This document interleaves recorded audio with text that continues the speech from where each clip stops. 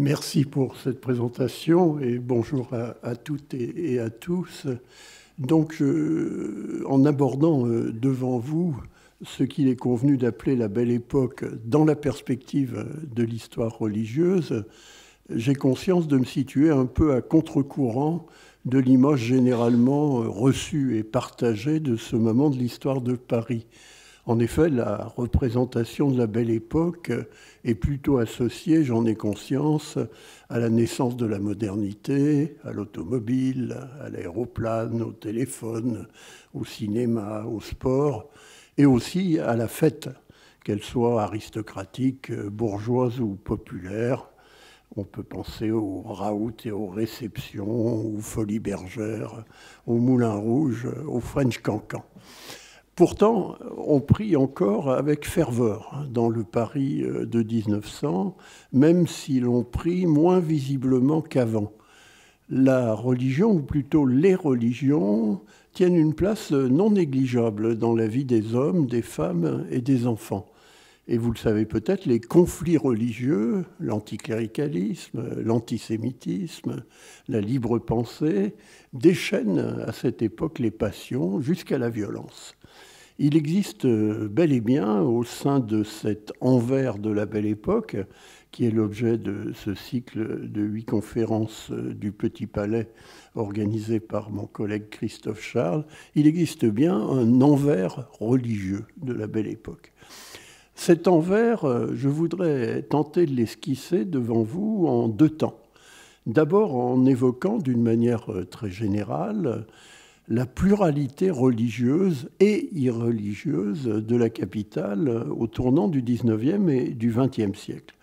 Ensuite, en éclairant cette histoire par un témoignage un peu exceptionnel, celui d'un prêtre à la fois obscur et lumineux, l'abbé Henri Huvelin, qui fut à son époque le confesseur le plus célèbre du Paris de la Belle Époque, en l'église Saint-Augustin, dans le 8e arrondissement.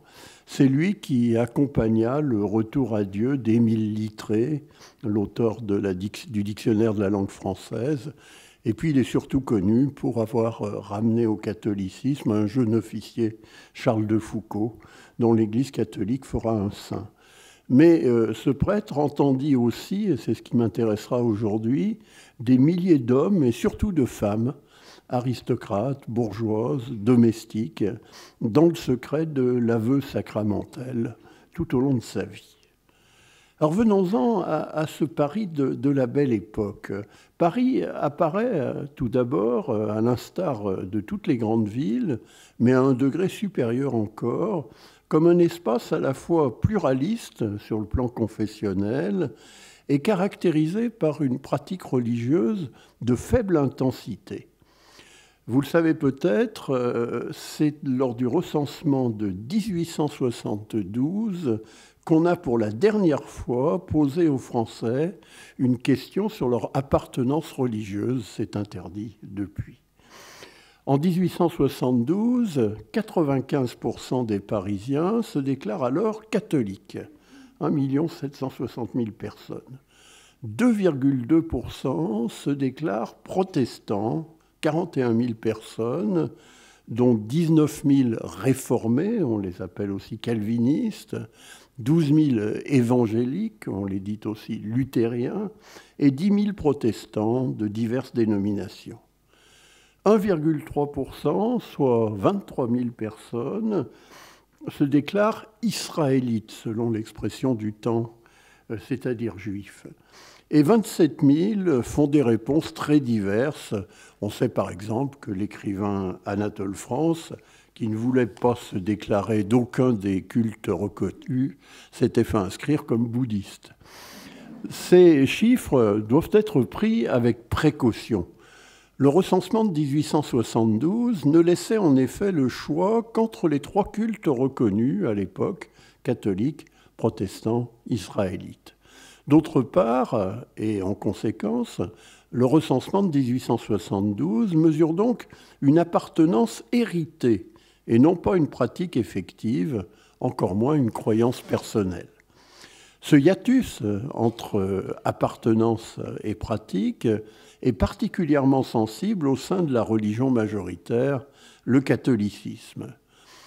En 1889, l'archevêque de Paris, qui est alors Monseigneur Richard, lance une grande enquête pastorale.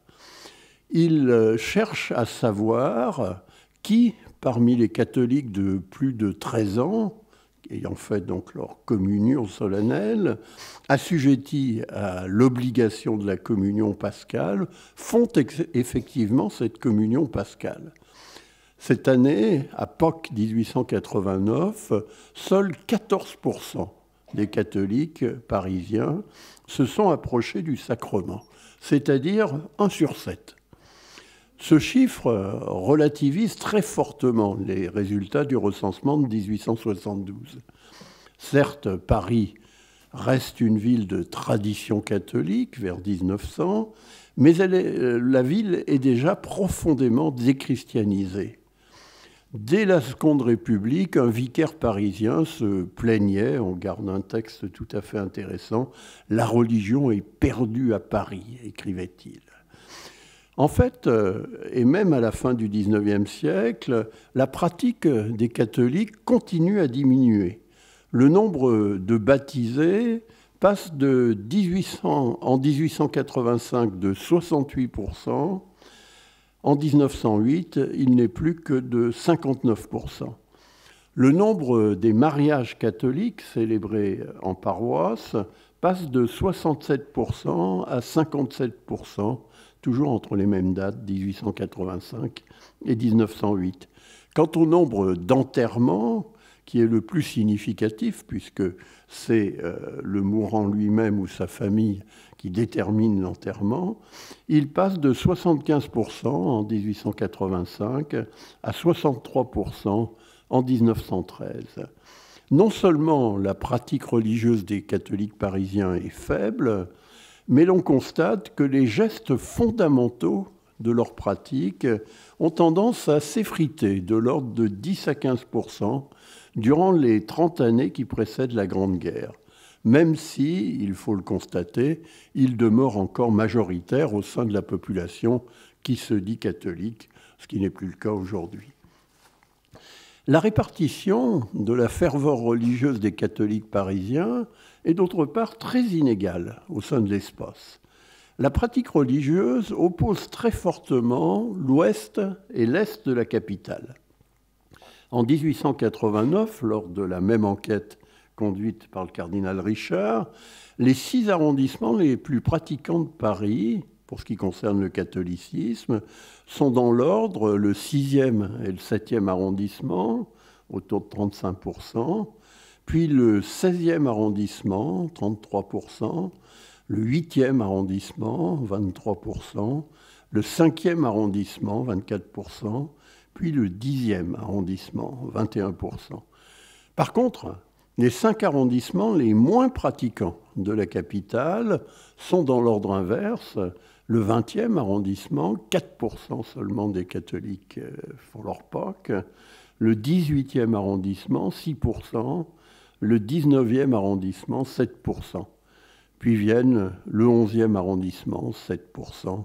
Le 14e arrondissement, 8%. Le 12e arrondissement, 9%.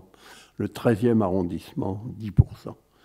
15 ans plus tard, Monseigneur Richard recommence un cycle d'enquête en 1903-1908. Les chiffres sont un peu meilleurs, puisque 290 000 personnes de plus de 13 ans, parmi les 2 millions de catholiques que compte théoriquement la ville, ont communié le jour de Pâques, soit 18%. On peut y percevoir l'éloignement de la commune, mais aussi la multiplication des patronages et la densification de l'encadrement religieux, notamment par l'entremise des congrégations féminines, sous l'épiscopat de Monseigneur Richard. En 1889, le curé de Saint-Pierre de Chaillot écrivait « Les sœurs de la sagesse connaissent tous les pauvres de la paroisse.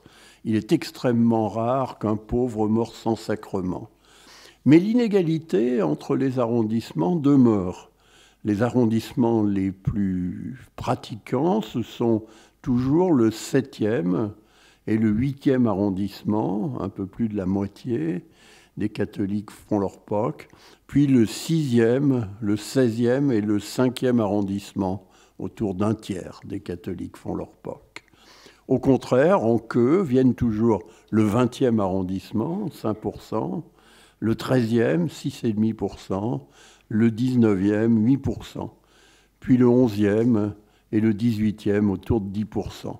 Et phénomène nouveau, le 15e arrondissement, 11%, qui est devenu un quartier ouvrier avec les grandes usines chimiques puis automobiles. Quant aux catholiques qui vont à la messe le dimanche, à la veille de la Grande Guerre, selon des enquêtes qui sont conduites entre 1909 et 1914, sous l'épiscopat du successeur de Monseigneur Richard, Monseigneur Hamet, ils ne sont que 15% de l'ensemble, selon une répartition très semblable qui oppose l'Est et l'Ouest de Paris. Cette division Est-Ouest de la capitale perdure globalement. Vous le savez, c'est un phénomène de longue durée qui se prolonge encore aujourd'hui sur le plan des options politiques. Peut-on mesurer la dynamique religieuse du catholicisme parisien à la Belle Époque ? Jusqu'à la loi de séparation de 1905, les trois cultes reconnus, catholicisme, protestantisme et judaïsme, bénéficient de la reconnaissance et de la protection de l'État, qui en particulier rémunère les officiers du culte. Mais ces trois cultes sont également étroitement surveillés et contrôlés par l'État. L'archevêque de Paris, les vicaires généraux, les chanoines, les curés, les vicaires reçoivent un traitement de l'État, bénéficient de conditions de logement avantageuses. Mais la République anticléricale, au pouvoir à partir de 1879, tend à geler le budget des cultes. Elle interdit toute création de paroisses nouvelles et elle manifeste, d'abord dans les années 1880, avec l'avènement des républicains au pouvoir, puis avec l'arrivée des radicaux au pouvoir à partir de 1899, une hostilité très sensible envers ce qu'elle appelle le cléricalisme, c'est-à-dire l'influence de la religion dans le champ social, culturel et surtout politique. Certes, l'Église catholique se dote à cette époque d'une doctrine sociale, c'est l'encyclique Rerum Novarum de 1891.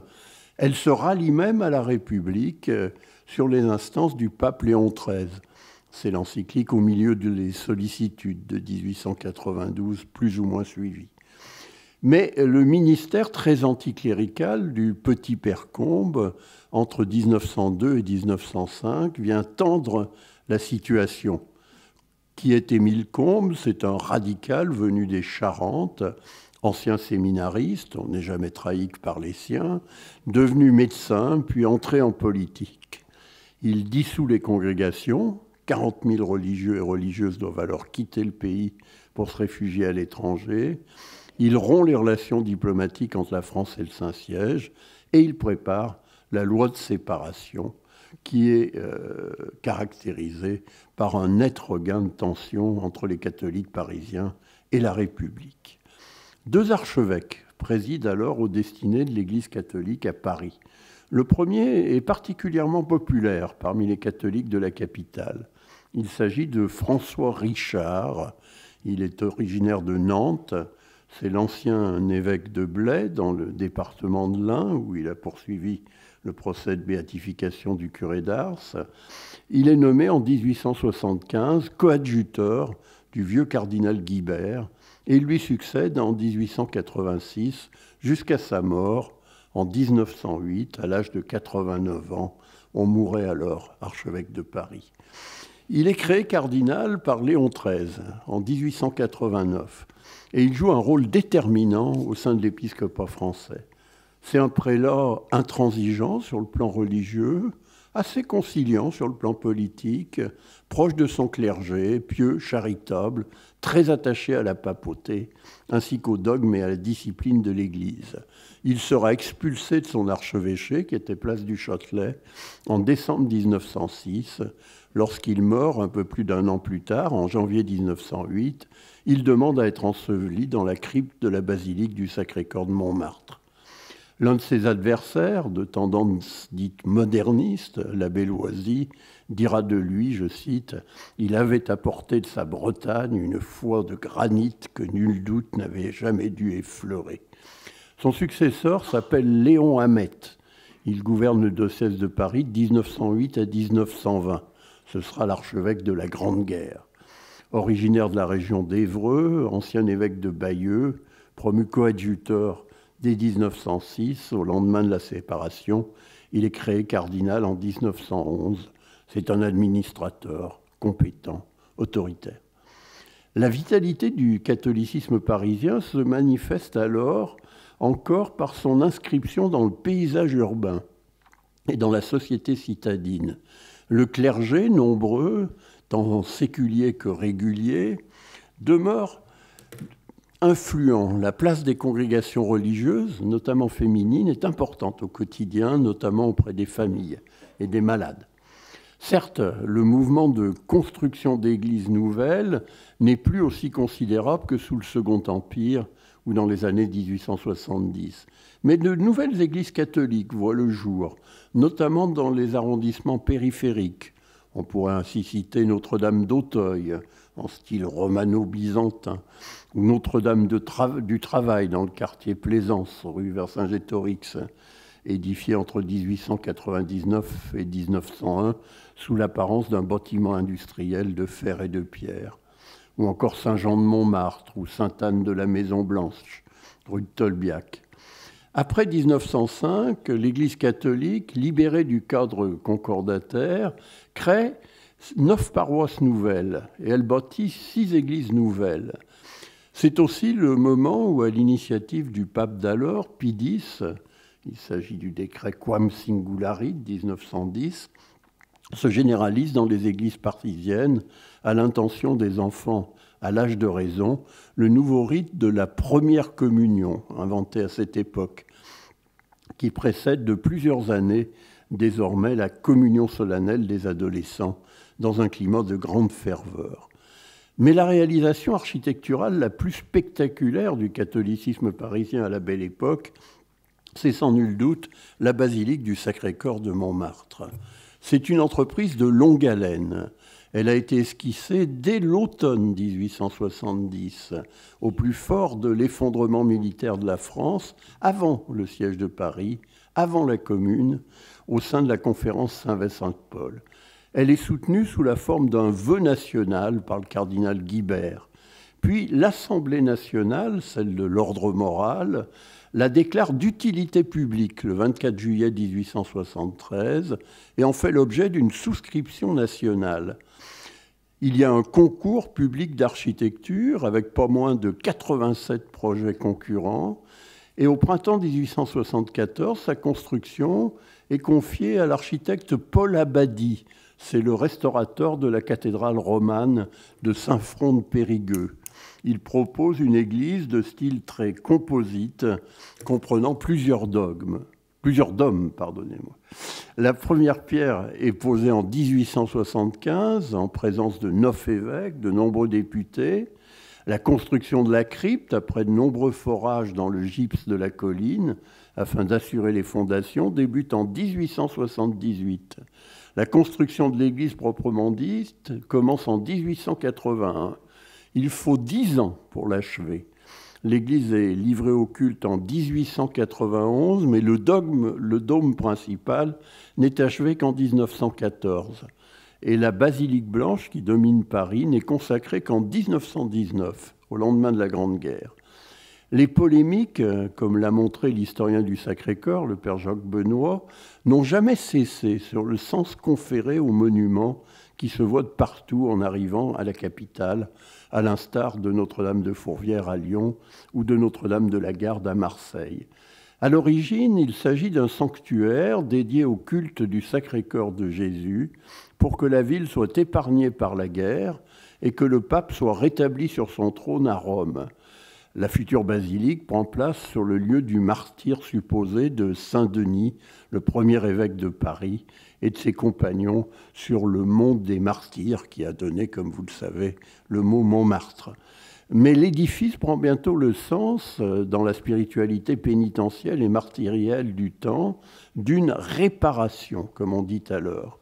L'évêque de Bayeux, monseigneur Hugonin, parle en 1875 très clairement d'une protestation permanente contre les doctrines impies et les actes barbares de la Commune de Paris. Et le Sacré-Cœur de Montmartre revêt dès lors la signification d'un sanctuaire édifié en expiation de la Commune, qui ne l'a plus quitté jusqu'à nos jours, en dépit de sa banalisation touristique. En forme de rétorsion, les sociétés de libre pensée font édifier en 1897 une statue de bronze du chevalier de la Barre. Ce chevalier de la Barre avait été condamné à mort en 1766 à Abbeville pour cause de blasphème. La rue qui conduit à la basilique prend son nom. La statue est écartée dans un jardin en 1926, puis fondue par les Allemands en 1941. Mais elle est rétablie et replacée sur son socle originel en 2001 par la municipalité socialiste de Bertrand Delanoë. C'est dire assez que la conflictualité religieuse de la Belle Époque n'a pas complètement disparu de Paris en ce début du XXIe siècle. Seconde confession religieuse présente dans la capitale, le protestantisme, ou plutôt les protestantismes. Ils sont à la fois en pleine expansion et en plein renouvellement. Si les protestants demeurent très minoritaires à Paris, autour de 2,5%, on l'a dit, ils ont vu leur nombre augmenter au début des années 1870 par l'arrivée d'Alsaciens de confession luthérienne refusant l'annexion à l'Allemagne.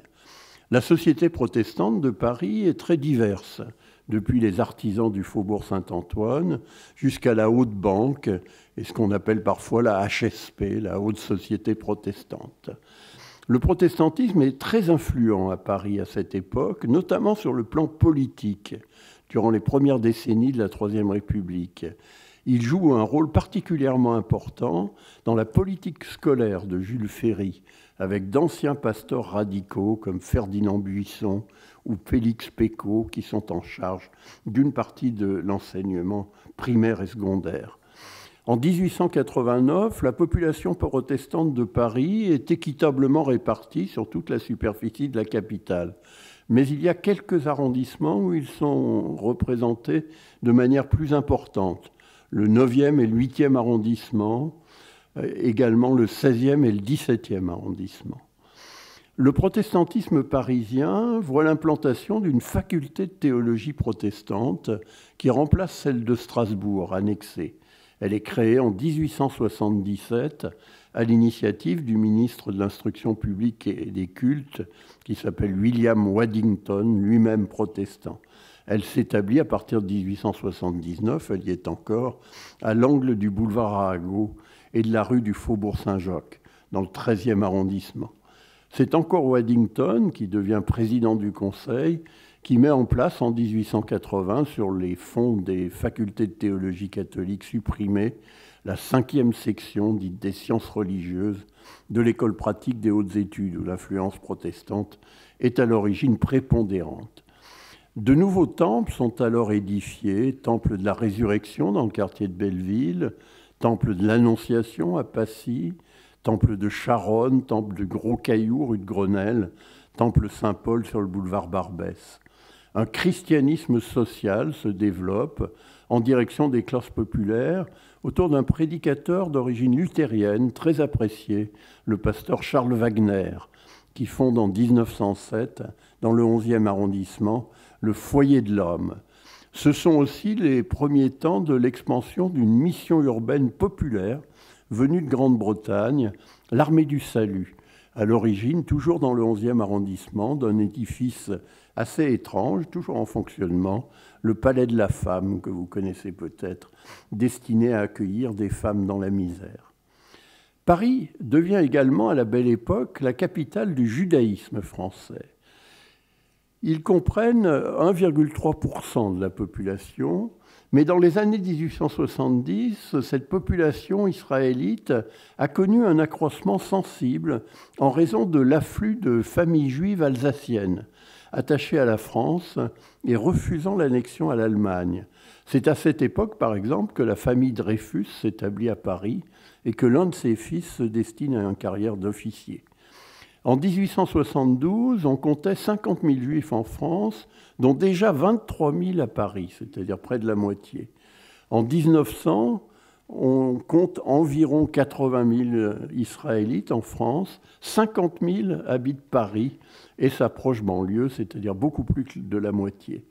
Cet accroissement est aussi le fait d'une émigration venue d'Europe orientale afin d'échapper à la discrimination, aux persécutions et aux pogroms. Entre 1876 et 1901, on estime cet afflux à environ 4 000 juifs venus de Russie et de Pologne sous domination russe, 3 000 venus de Roumanie, 1 millier de la Galicie autrichienne. Ce sont des juifs dits ashkénazes, de langue et de culture yiddish, pauvres en général, mal intégrés, y compris au sein de la communauté juive française, beaucoup plus fervents sur le plan religieux. Ils s'entassent dans le quartier de l'Hôtel de Ville et dans le Marais. En 1889, la population israélite de Paris se concentre essentiellement sur la rive droite, dans le 9e arrondissement, près de 5% de la population, autour de la grande synagogue de la rue de la Victoire, dans les 3e et 4e arrondissements, c'est-à-dire le Sentier et le Marais, et dans les 12e et 10e arrondissements. C'est un consistoire de Paris qui gère la communauté, aux côtés d'un consistoire de France qui est aussi établi à Paris et que préside de 1889 à 1905 un grand rabbin influent et très prudent, Zadok Khan, qui sera le grand rabbin de France qui devra affronter les tensions et les bouleversements liés à l'affaire Dreyfus. Enfin, notons que la famille Rothschild joue par ses fondations et ses hôpitaux un rôle considérable au sein du judaïsme parisien.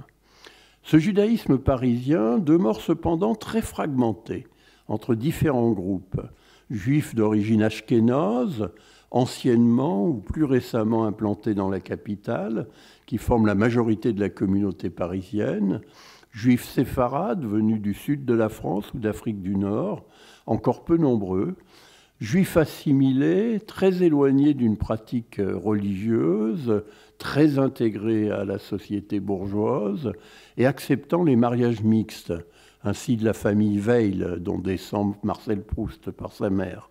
Juifs orthodoxes, souvent d'émigration récente, attachés aux prescriptions de la loi, aux interdits alimentaires et aux rites religieux, comme la bar mitzvah, la cérémonie de la majorité religieuse des garçons, qui est étendue aux filles au tournant du XXe siècle. La Pâque, Pessa au printemps, ou encore à l'automne les rituels de Yom Kippour ou de Rosh Hashanah. De nouvelles synagogues sont ouvertes à côté des anciens lieux de culte qu'était la synagogue de la rue de Nazareth dans le 3e arrondissement ou de la rue de la Victoire dans le 9e arrondissement.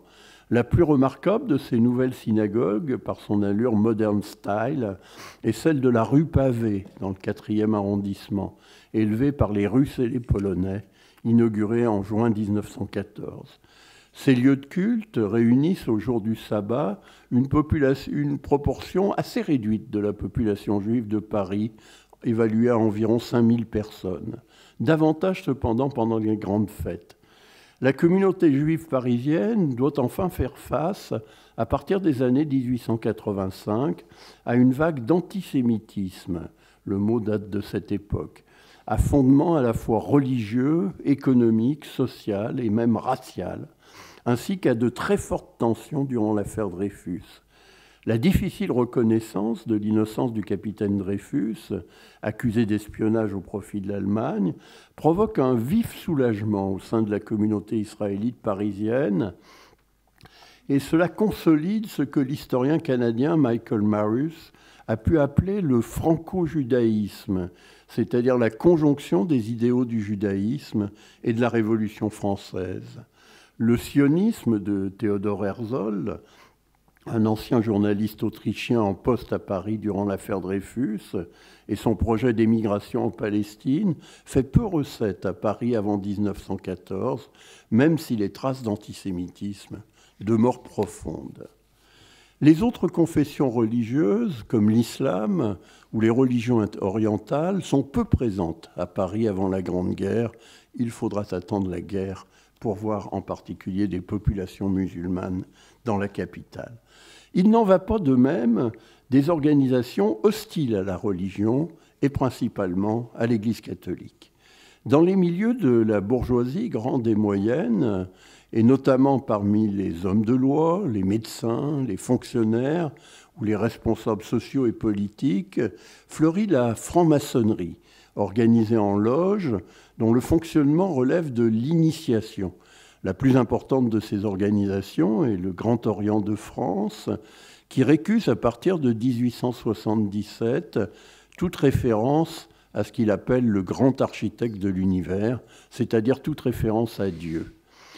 La franc-maçonnerie soutient la politique de laïcisation de la société et de l'école et fournit une part très importante du personnel politique de la Troisième République. La laïcisation précoce des hôpitaux parisiens, où les sœurs de charité sont remplacées par des infirmières laïques, la laïcisation des écoles, où les congréganistes sont substitués par des instituteurs et des institutrices, est l'un des principaux combats de cette franc-maçonnerie dans les années 1870 à 1890 à Paris. Dans les milieux populaires ou de petite bourgeoisie, l'hostilité à la religion s'exprime à travers les sociétés de libre pensée. Pour en faire partie, il faut s'engager à demander des obsèques purement civiles, sans la présence d'un ministre du culte. Les libres penseurs parisiens organisent des banquets du vendredi saint, où l'on mange du cochon, ainsi que des manifestations, notamment autour de la statue d'Étienne Dollet, un imprimeur humaniste exécuté place Maubert en 1546, où on l'a déjà dit, autour de la statue du chevalier de la Barre, élevée en face de la basilique de Montmartre. Le Paris de la Belle Époque fait ainsi également figure de capitale de l'anticléricalisme. Les souvenirs de la Commune de Paris demeurent très présents dans les mémoires. Au printemps 1871, la plupart des églises parisiennes avaient été fermées au culte ou transformées en clubs révolutionnaires, comme Saint-Jacques-du-Haut-Pas. L'archevêque de Paris, monseigneur Georges Darbois, avait été emprisonné comme otage, puis fusillé à la prison de la Roquette durant la Semaine sanglante. De même que 21 prêtres, dont le curé de l'église de la Madeleine, 5 dominicains d'Arcueil sur le boulevard d'Italie, 3 jésuites rue Axo à Belleville, où sera élevée l'église Notre-Dame des Otages. Mais aucun d'entre eux ne sera béatifié. Second événement très significatif du détachement religieux de Paris, le 1er juin 1885, l'enterrement civil du plus grand poète français, Victor Hugo, est accompagné d'une foule évaluée à 1 million de spectateurs, dans le corbillard des pauvres qui part de l'Arc de Triomphe. Il avait écrit dans son testament « Je refuse l'oraison de toutes les églises, je demande une prière à tous les hommes, je crois en Dieu ». Qu'est-ce que le Dieu de Victor Hugo? Les spécialistes en disputent encore. Toujours est-il que ce n'est le Dieu d'aucune religion révélée et qu'à l'occasion de ces obsèques, on désacralise une église du XVIIIe siècle, Sainte-Geneviève, qui devient définitivement le panthéon laïque des grands hommes. Troisième événement, enfin, la crise dite des inventaires, au printemps 1906, lorsqu'en application de la loi de séparation des églises et de l'État, le gouvernement républicain oblige les curés catholiques de toutes les paroisses à ouvrir ce qui est à leurs yeux le lieu le plus sacré de leurs églises, le tabernacle, pour le faire inventorier par les agents des contributions indirectes. D'immenses manifestations de fidèles, orchestrés parfois par des associations catholiques, voire par des militants d'Action française, aboutissent à barricader des églises comme Sainte-Clotilde ou Saint-Pierre du Gros-Caillou dans l'ouest parisien, et à multiplier les affrontements avec les forces de l'ordre, notamment de la part des femmes. Mais en 1906, la majorité républicaine qui a voté la loi de séparation est reconduite par les élections législatives.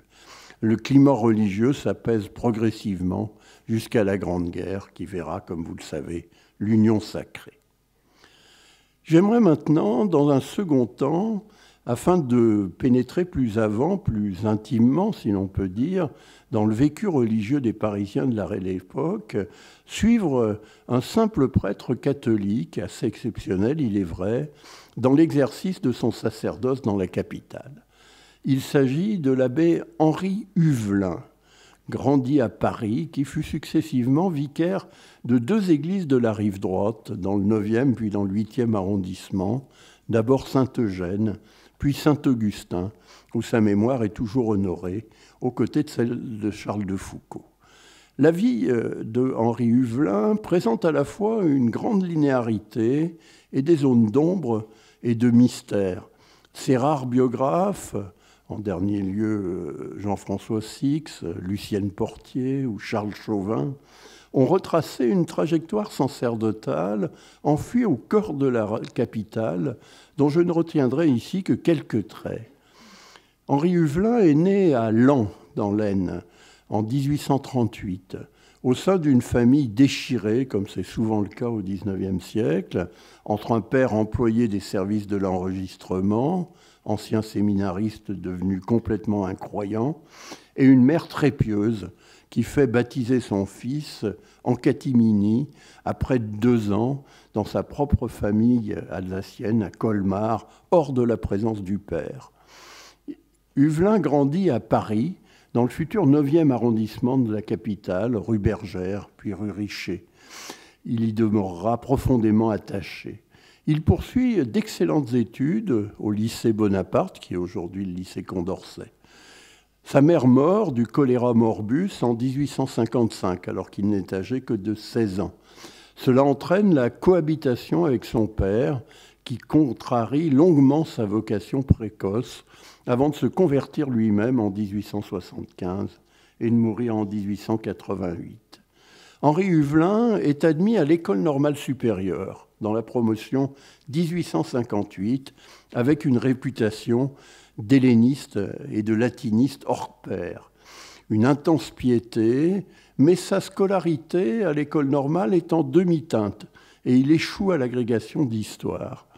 Il va ensuite à Rome avec un statut d'élève libre du séminaire français de Santa Chiara entre 1862 et 1865, c'est-à-dire à l'âge du syllabus, la proclamation la plus intransigeante de la papauté.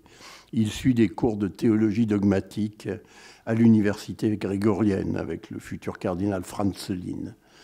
De retour à Paris en 1865, il occupe d'abord un poste de professeur d'histoire au collège Petit Séminaire de Saint-Nicolas du Chardonnay durant 3 ans. Il est enfin ordonné prêtre assez tard, à l'âge de 29 ans, en 1867, par Monseigneur Darbois, celui qui sera fusillé par la Commune.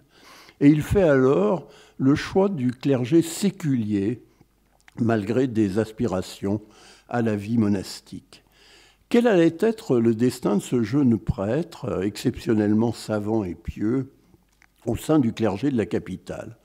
Il aurait pu songer à une carrière brillante, comme d'autres normaliens entrés dans le sacerdoce. On pense ici au cardinal Perrault ou au cardinal Baudrillard. En fait, c'est une carrière sacerdotale sans aucune ambition ni aucun éclat que s'impose Henri Huvelin. À 30 ans, il est prêtre habitué, c'est-à-dire non salarié, puis 7e et dernier vicaire en 1870 de la toute petite paroisse Saint-Eugène, dans le 9e arrondissement. Il prend en charge durant 7 ans les travaux ennuyeux et faciles du ministère, les catéchismes, la prédication, la confession. À 37 ans, il est nommé dans une paroisse plus dynamique et plus prestigieuse, Saint-Augustin, à la limite du 8e et du 9e arrondissement. Il est seulement le 5e des 11 vicaires que compte alors Saint-Augustin. Il va y demeurer jusqu'à sa mort, 35 années durant. Il mourra 3e vicaire, seul vicaire toujours en poste depuis son arrivée dans la paroisse. Ce n'est pas brillant. C'est là qu'il mène une vie discrète, mais très remplie de catéchisme, de prédication, de confession, de direction, mais aussi de conférences publiques, de correspondances très assidues, de visites, souvent assorties de brefs voyages. Sa réputation grandit, mais elle reste confidentielle. Le cardinal Richard en fera cependant un chanoine honoraire en 1898. Sa santé est alors très détériorée. Il va mourir en 1910 à l'âge de 72 ans. Il est enseveli au cimetière Montmartre. Que retenir de cette vie comme effacée aux yeux du monde ?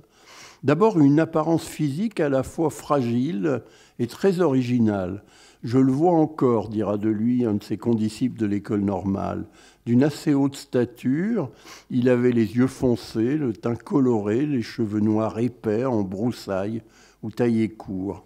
Le nez en pointe, on pourrait presque dire en trompette sur les photos, légèrement relevé en l'air avec une expression d'ironie moqueuse, semblait protester contre l'extase du regard, contre la douceur et la gravité de la physionomie.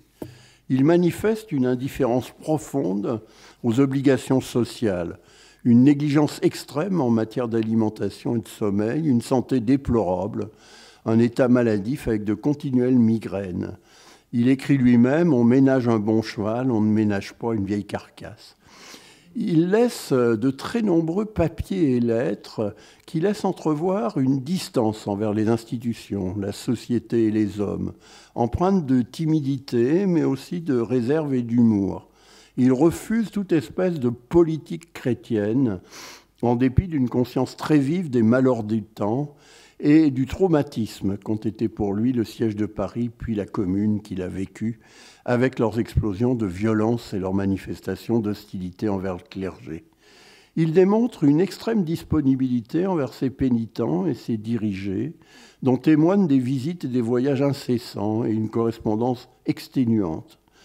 Il manifeste également un fond de tristesse, parcouru de la pensée continuelle de la mort, un sentiment enfin de déréliction et de désolation intérieure.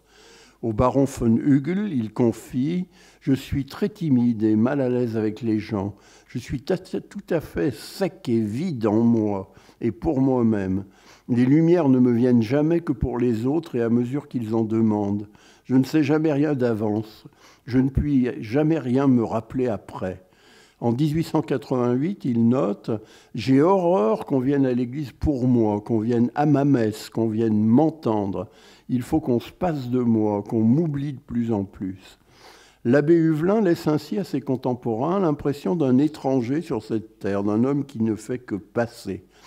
Il se distingue cependant par des conférences sur l'histoire de l'Église qui attirent les foules dans la crypte de Saint-Augustin au début des années 1880. Il est aussi marqué par des convictions libérales qui détonnent dans son milieu intransigeant. Il réserve un accueil bienveillant à des futurs de rupture avec l'Église catholique, comme l'historien Ernest Renan ou Hyacinthe Loison, un ancien passé au protestantisme, un ancien prêtre passé au protestantisme, ou à des modernistes comme Maurice Blondel, Henri Bremont, ou même Alfred Loisy. Mais tout cela pèse moins en définitif au regard d'une extrême disponibilité. Il écrit « Je ne m'en cache pas, je veux arriver à l'homme par l'esprit.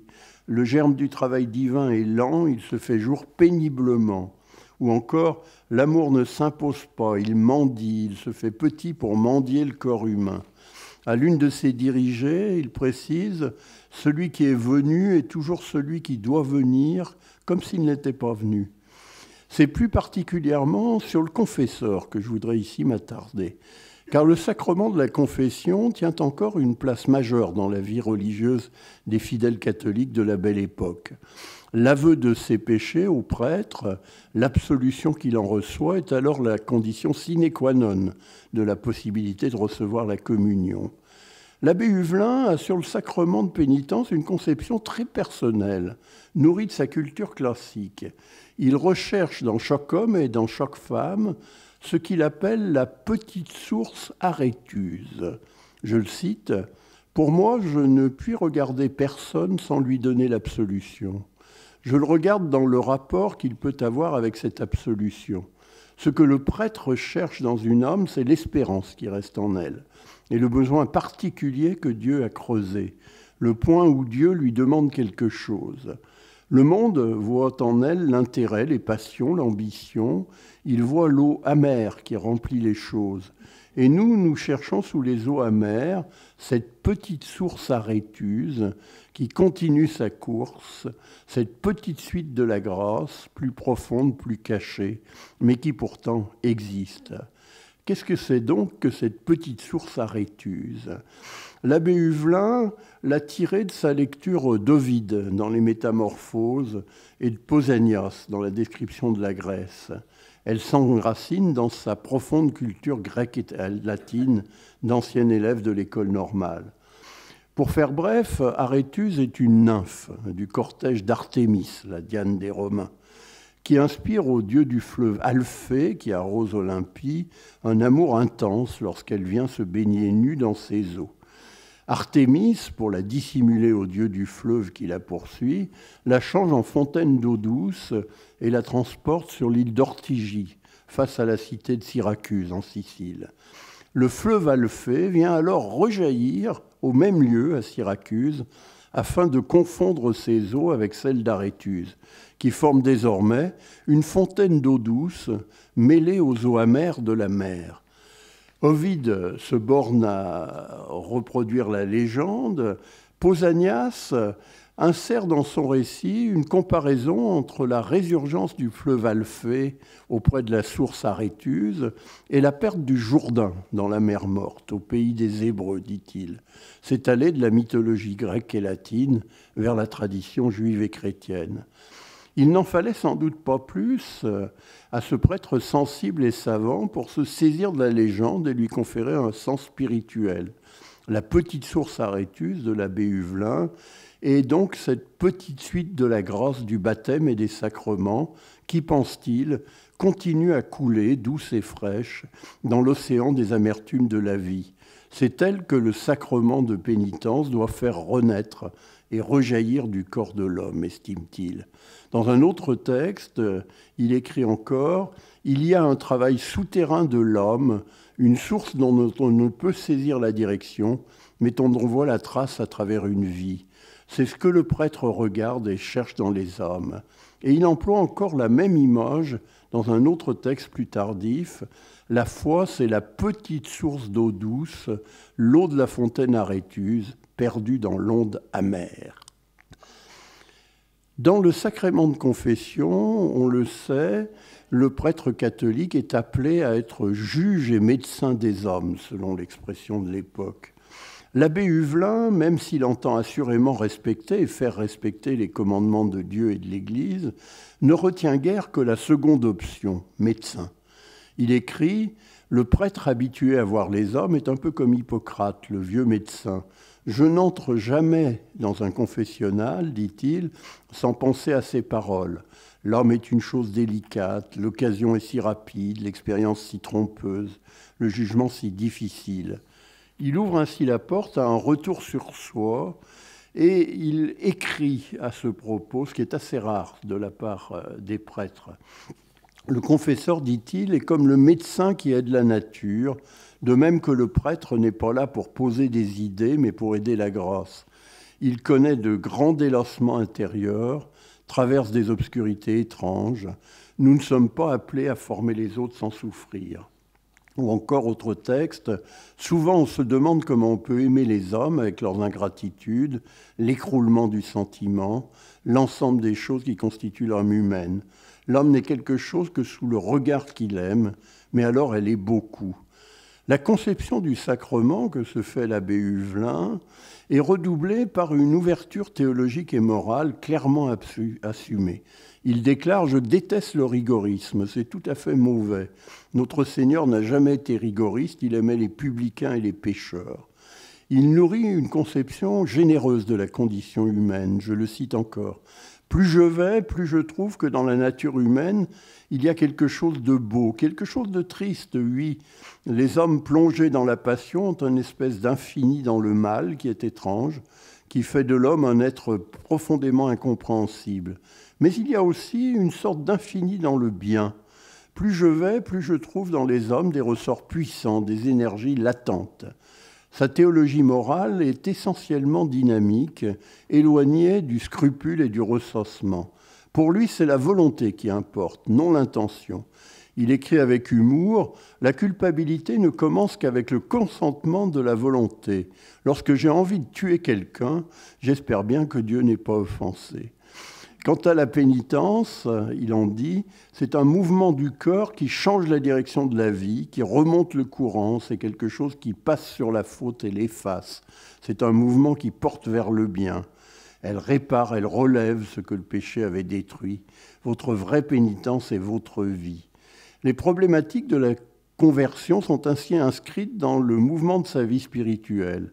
C'est pourquoi il ne désespère pas du caractère souvent stérile, infiniment répétitif de la pratique pénitentielle ordinaire. C'est en ce sens qu'il abordera sa rencontre avec Émile Littré ou avec Charles de Foucault, mais je n'en parlerai pas ici. Ce qui m'intéresse davantage, c'est de voir, à travers les textes qu'il nous a laissés, ce que c'est que de confesser en paroisse à Paris à la fin du XIXe siècle. Le vicaire de Saint-Augustin, au soir de son interminable labeur, en dresse, il faut bien l'avouer, un assez triste bilan. L'abbé Huvelin, confesseur, apparaît comme une sorte d'athlète de la pénitence, un nouveau curé d'Ars transplanté dans l'endroit obscur d'une église de la capitale. Il accepte les mêmes horaires éprouvants, les mêmes stations sans fin à l'écoute d'aveux vides de sens, la même fatigue des foules. À la veille des grandes fêtes, c'est un interminable marathon dans la cohue des files de pénitents et dans l'immobilité du confessionnal. Le voilà à la veille des cérémonies de Noël 1880. J'avais confessé vendredi, veille de Noël, de 1h30 à 10h30 sans désemparer, puis chez les sœurs jusqu'à minuit moins 5 minutes, et le matin depuis 5h30. Tout comme le curé d'Ars, il relève des incidents, parfois tragicomiques, à la porte de son confessionnal. Hier, on s'est disputé, chamaillé. Une personne a été mordue au sang dans mon confessionnal. C'est un état nerveux. Il s'abandonne même à des accents parfois misogynes. J'en demande pardon aux dames de l'assistance. « Oh, ne me parlez pas des dévotes, je ne m'arrêterai plus. Je crois que l'enfer en est pavé. » L'une a dit qu'elle venait parce que j'étais le confesseur à la mode. Ces femmes-là viennent par curiosité pour voir ce qu'on leur dira. Elles disent ce qu'elles veulent. Quel bien voulez-vous qu'on leur fasse ? Il exprime surtout son effarement devant l'état de la société et des mentalités, qu'il s'agisse des confessions des domestiques ou de leurs employeuses qui semblent constituer la masse de ces pénitentes. « Oh, quelle haine contre les prêtres !» écrit-il. « Quel procédé contre eux quand ils ne sont pas respectés, quand ils ne donnent pas le bon exemple. Je disais à une pauvre femme, « Elle est donc bien méchante, votre maîtresse. » Oh, si elle est méchante et laide comme une vieille pomme de reinette ridée dans une armoire depuis longtemps. Et je disais à une femme du monde, « Comment ? Vous vous servez de votre femme de chambre pour telle chose ? Oh, elle est très sûre. » « Bien pour vous, mais c'est une jeune fille et son âme. Je n'y avais pas pensé, répond-elle. Les domestiques se désonnent-ils ? On se désintéresse d'eux. Il y a des malheurs irréparables, surtout pour les jeunes filles. On ne se sent pas responsable. Très particulièrement, l'irrespect des prescriptions de l'Église et particulièrement des règles du jeûne, très strictes à la Belle Époque, l'afflige. Il n'y aura bientôt, écrit-il, plus de carême du tout. Peut-être gardera-t-on encore le vendredi, mais le carême, le jeûne, il n'y a plus personne qui le fasse, pour ainsi dire. D'une part, les femmes du monde sont anémiques, ne rien faire qui épuise la santé, on passe les nuits, on dort le jour, il n'y a pas de carême possible. D'autre part, les domestiques ne peuvent pas jeûner. Toujours les mêmes choses, les œufs, le maigre. Le confessionnal n'est fait que pour cela. J'ai déchiré 3 mouchoirs et les boutons de ma soutane dans mon exaspération. Une personne m'a dit qu'elle avait fait faire maigre à son enfant, Quel âge avait-il? 2 ans. Je lui ai fermé le guichet en lui disant « imbécile ». Une autre me demande si elle peut communier avec de fausses dents. L'exaspération le gagne. « Bêtes, vous me les avez données, bêtes, je vous les rends, mon Dieu », s'écrie-t-il. C'est vers une remise en cause plus fondamentale d'un légalisme qui lui paraît investir et épuiser la vie spirituelle chrétienne que le conduit un double sentiment d'impuissance et de révolte, comme si la loi pouvait aller jusqu'à compromettre la grâce. Il écrit « J'aspire à voir disparaître le carême ». Et ce cri du cœur, lorsqu'il parvient enfin au jour de Pâques, le maigre, le jeûne, aussi on supprimait la loi, comme le dit saint Paul, il n'y aurait plus de péché. C'est dire assez, dans le Paris très déchristianisé de la Belle Époque, à la fois l'impuissance d'un prêtre assez exceptionnel à renouveler la conscience de la plupart des hommes et des femmes qui s'adressent à lui, et la tonalité très attentive, à la fois exigeante et indulgente, d'un chrétien qui ne détourne pas son regard de la modernité de son temps. Je vous remercie.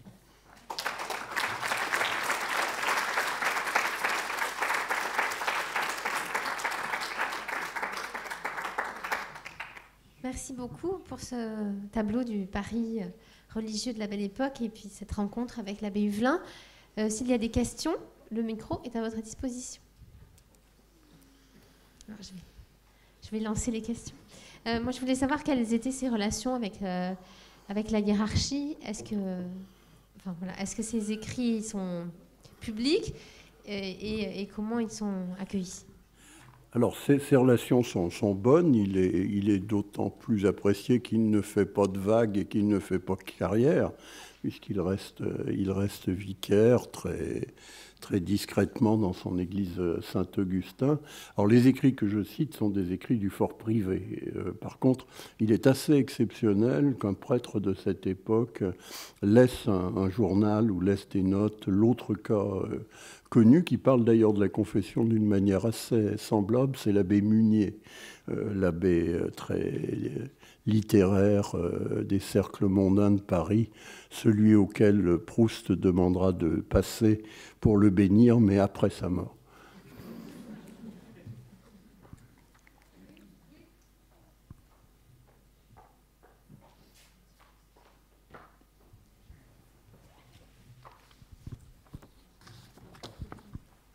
Oui, merci donc de tous ces renseignements.